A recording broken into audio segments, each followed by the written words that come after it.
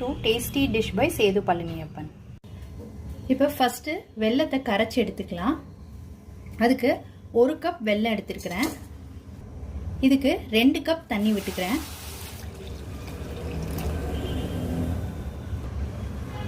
இப்போ பாகெல்லாம் எடுக்க வேணாங்க. இதை வெல்லத்தை கரைச்சி எடுத்துக்கிட்டா போதும். வெல்லம் இப்போ கரைஞ்சிருச்சு. இதை ஃபில்டர் பண்ணி எடுத்துக்கலாம். இப்போ ஒரு பேனில் நெய் விட்டுக்கிறேங்க. நெய் உருகினதுக்கப்புறம் இதில் முந்திரி பருப்பு, பாதாம், கிஸ்மிஸ் இதை வறுத்து எடுத்துக்க போகிறேன்.